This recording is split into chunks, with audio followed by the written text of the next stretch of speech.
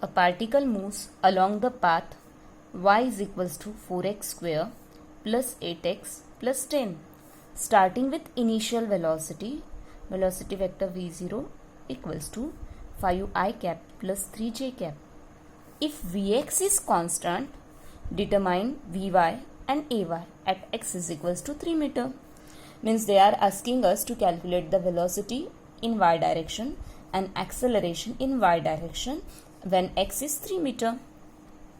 From the given data, I can say here velocity in x direction will be 5 meter per second and velocity in y direction will be 3 meter per second, and these two are initial velocity in x and y direction.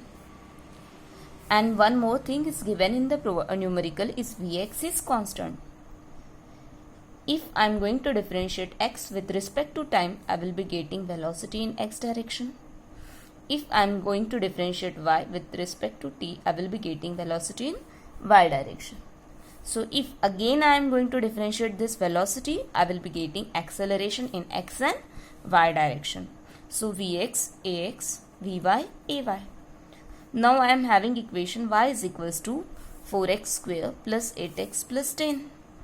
My basic intention is that I want equation for Vy and one equation for Ay. So y is equals to 4x square plus 8x plus 10. I will try to differentiate this equation with respect to t.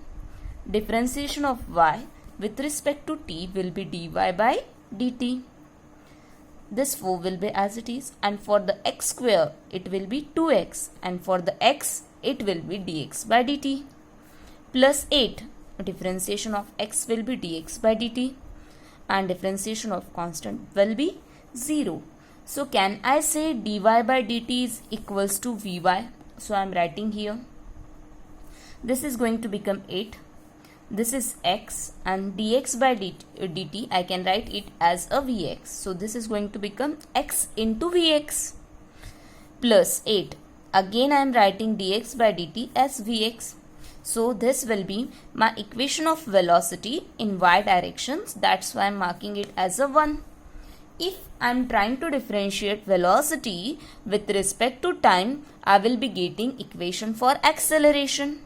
And here they ask me to calculate the acceleration in y direction. That's why I will differentiate this velocity equation with respect to time again. So before that we will learn something here. X into Vx. Can we say this is your u and this will be v, means your uv rule. And what does our uv rule tells us? D by dt of u into v. How we can solve this? U into dv by dt plus v into du by dt. Same thing I can apply here for x into vx. D by dt of x into vx is equals to x. Differentiation of this will be dvx by dt plus, now this vx will be constant and there will be a differentiation of this x, vx into dx by dt. As in the numerical it is said that Vx is constant, can I say this is going to become 0? So x into 0, Vx is as it is, and dx by dt will be our Vx. So d by dt of x into Vx I can replace that by Vx square. So now in the next step, what I did here, I differentiate with respect to t. I differentiate equation 1 with respect to t. So dvy by dt is equals to 8.